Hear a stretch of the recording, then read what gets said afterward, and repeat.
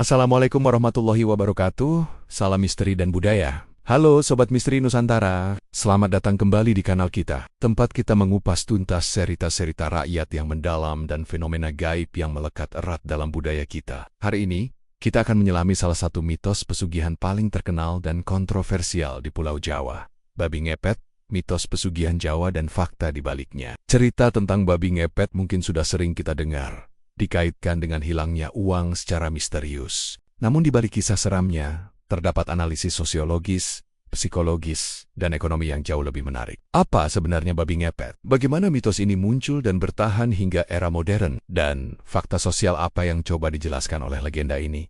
Mari kita telusuri hingga tuntas. Bagian 1. Mengenal babi ngepet. Definisi, wujud dan mekanisme babi ngepet adalah salah satu makhluk mitologi atau praktik pesugihan yang paling dikenal di kalangan masyarakat Jawa, terutama di daerah pedesaan atau pinggiran kota yang masih memegang teguh kepercayaan tradisional. 1.1 Definisi dan asal-usul, istilah secara etimologi. Nama babi ngepet berasal dari dua kata.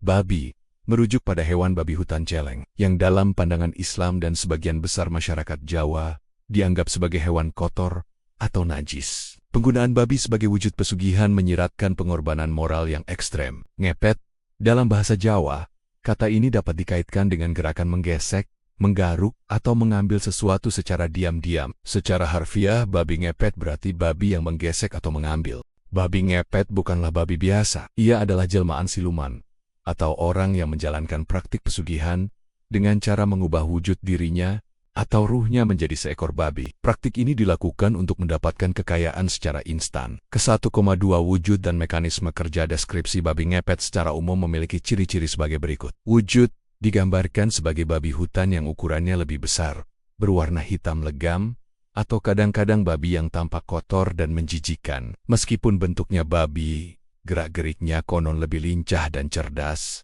menyerupai manusia yang menyamar. Waktu operasi. Aktivitas pesugihan ini umumnya dilakukan pada malam hari, saat masyarakat sudah terlelap, memanfaatkan kegelapan untuk bersembunyi. Cara mencuri. Babi ngepet tidak mencuri barang berharga seperti emas atau perhiasan, melainkan mencuri uang atau harta abstrak. Konon, babi siluman ini akan berjalan mengitari rumah target. Kemudian, ia akan menggesekkan tubuhnya ke dinding, pintu, atau tiang rumah. Dalam kepercayaan, setiap gesekan tersebut secara ajaib akan menarik uang tunai atau emas dari pemilik rumah. Uang tersebut akan lenyap dari laci atau dompet di dalam rumah dan berpindah secara gaib kepada si pelaku pesugihan. Ke-1,3 Alat ritual dan pendamping pelaku pesugihan. Babi ngepet tidak bekerja sendirian. Ia memerlukan seorang pendamping atau asisten siring disebut pengintip atau penjaga lilin. Lilin ini adalah alat ritual yang paling penting. Sebelum bertransformasi, pelaku menyalakan lilin, menaruhnya di cawan, dan lilin tersebut dijaga oleh sang pengintip. Lilin ini melambangkan jiwa atau kesadaran si pelaku saat bertransformasi menjadi babi. Tanggung jawab pengintip. Tugas utama pengintip adalah menjaga agar lilin tetap menyala dan memantau kondisinya. Jika api lilin mulai goyah, meredup, atau hampir padam, terutama jika muncul warna biru di api itu, berarti si babi siluman dalam bahaya atau tertangkap. Pengintip harus segera memadamkan lilin tersebut, yang konon akan membuat si babi seketika kembali ke wujud manusia di lokasi manapun ia berada, sehingga menghindari penangkapan. Risiko dan konsekuensi. Praktik ini menuntut pengorbanan yang berat, baik secara moral maupun fisik. Konon, pelaku harus siap menanggung konsekuensi seperti umur pendek, kemalangan pada keturunan, hingga harus memberikan persembahan berupa tumbal, seringkali anggota keluarga terdekat.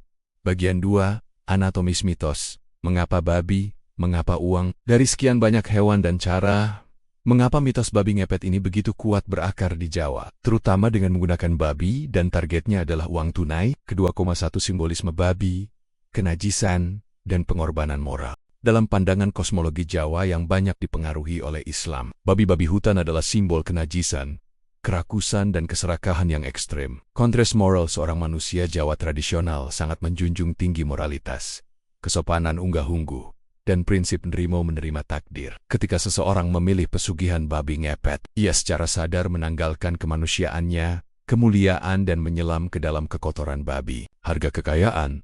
Mitos ini secara tidak langsung mengajarkan bahwa kekayaan yang didapatkan dengan cara instan dan tidak wajar ngepet memiliki harga spiritual yang sangat mahal. harus menjadi makhluk yang paling hina babi dan menanggung dosa. Kedua, uang tunai dan gejala ekonomi. Fenomena babi ngepet menjadi sangat populer ketika masyarakat mulai akrab dengan sistem ekonomi moneter, penggunaan uang tunai yang masuk ke desa-desa, namun belum sepenuhnya memahami konsep ekonomi modern, seperti inflasi, kredit macet, atau kerugian bisnis. Penjelasan sederhana, ketika uang tunai hilang, atau usaha seseorang gagal secara misterius, misalnya karena gagal panen, sakit atau boros, babi ngepet menjadi penjelasan sederhana dan rasional bagi masyarakat. Daripada mengakui kegagalan atau ketidakmampuan mengelola keuangan, lebih mudah menyalahkan kekuatan luar yang jahat, siluman babi yang telah mengambil rezeki. Kontrol sosial.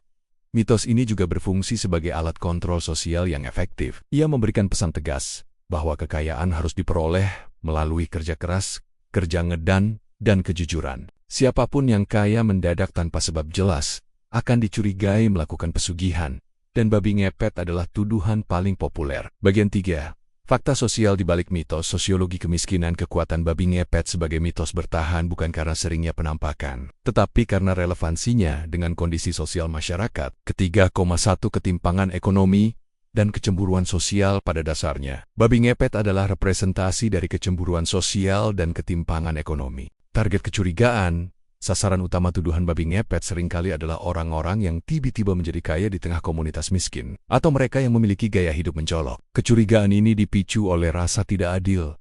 Mengapa dia kaya dengan mudah, sementara saya bekerja keras tetapi tetap miskin? Mekanisme katarsis, ketika masyarakat gagal menemukan sumber hilangnya uang, atau gagal memahami penyebab kemiskinan mereka. Mitos babi ngepet menjadi katarsis kolektif. Dengan menyalahkan makhluk gaib, mereka melepaskan ketegangan sosial dan kemarahan mereka terhadap orang kaya yang dicurigai. Ketiga, penangkapan dan histeria massa. Dalam beberapa kasus yang pernah tercatat, seringkali terjadi penangkapan terhadap babi ngepet. Namun, seringkali hewan yang tertangkap hanyalah babi hutan biasa yang tersesat atau babi peliharaan yang lepas. Histeria massa. Penangkapan ini sering memicu histeria massa di mana warga berkumpul, kadang menyiksa hewan tersebut, sebagai bentuk pengadilan kolektif terhadap ketidakadilan ekonomi yang mereka rasakan. Justifikasi kekerasan. Mitos ini memberikan justifikasi spiritual dan tradisional bagi warga untuk bertindak keras terhadap sesuatu yang dianggap jahat, bahkan jika yang ditangkap hanyalah seekor babi. Ketiga, babi ngepet dalam budaya populer. Hingga kini,